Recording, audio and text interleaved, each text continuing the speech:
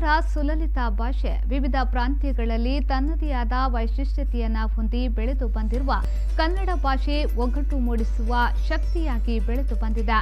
ಈ ನಿಟ್ಟಿನಲ್ಲಿ ಕನ್ನಡ ಭಾಷೆಯನ್ನ ಉಳಿಸಿ ಬೆಳೆಸುವ ಜವಾಬ್ದಾರಿ ನಮ್ಮೆಲ್ಲರದಾಗಿದೆ ಎಂದು ಪುತ್ತೂರು ಸಹಾಯಕ ಆಯುಕ್ತ ಡಾಕ್ಟರ್ ಯತೀಶ್ ಉಳ್ಳಾಲ್ ಅಭಿಪ್ರಾಯಪಟ್ಟರು. ಅವರು ತಾಲೂಕು ರಾಷ್ಟ್ರೀಯ ಹಬ್ಬಗಳ ಆಚರಣಾ ಸಮಿತಿಯ ವತಿಯಿಂದ ಕಿಲ್ಲೆ ಮೈದಾನದಲ್ಲಿ ನಡೆದ ಕನ್ನಡ ರಾಜ್ಯೋತ್ಸವ ರಾಷ್ಟ್ರ ಧ್ವಜಾರೋಹಣ ಮಾಡಿ ಸಂದೇಶವನ್ನ ನೀಡಿದರು.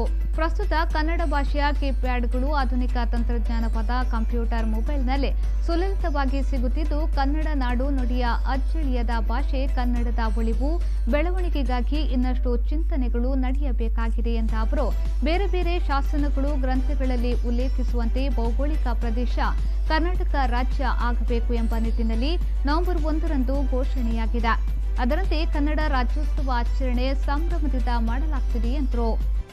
ಯಾಕೆ ಈ ಕನ್ನಡ ಭಾಷೆ ಪ್ರಮುಖವಾಗಿ ನಮಗೆ ಒಂದು ಒಗ್ಗಟ್ಟನ್ನು ತರುವಂತಹ ಒಂದು ಅಂಶವಾಗಿದೆ ಅಂದರೆ, ಭಾಷಾವಾರು ಪ್ರಾಂತ್ಯ ವಿಂಗಡಣೆ ಆಗುವಂತಹ ಸಂದರ್ಭ ಕನ್ನಡ ಭಾಷೆಯನ್ನು ಮಾತಾಡುವಂತಹ ಒಂದು ಪ್ರದೇಶವನ್ನು ಕರ್ನಾಟಕ ರಾಜ್ಯ ಇದು ಘೋಷಿಸಬಹುದೆಂದು ಅಭಿಪ್ರಾಯಪಟ್ಟ ತಜ್ಞರು ವರದಿ ನೀಡಿರುತ್ತಾರೆ. ನಮ್ಮ ಏಕೀಕರಣ ಚಳವಳಿಗಳು ಇದಕ್ಕೆ ಪೂರಕವಾಗಿ ನಮ್ಮ ಸಾಹಿತ್ಯ ಸ್ವಾತಂತ್ರ್ಯ ಚಳವಳಿಗಳ ಸಂದರ್ಭದಲ್ಲಿ ಕೂಡ ಹಲವಾರು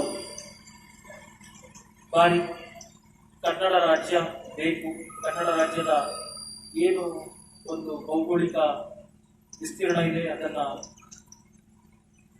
ಬೇರೆ ಬೇರೆ ಶಾಸನಗಳಲ್ಲಿ ಗ್ರಂಥಗಳಲ್ಲಿ ಉಲ್ಲೇಖ ಮಾಡಿ ಹಲವಾರು ಉದಾಹರಣೆಗಳನ್ನು ನೀಡುತ್ತಾ ನಮ್ಮ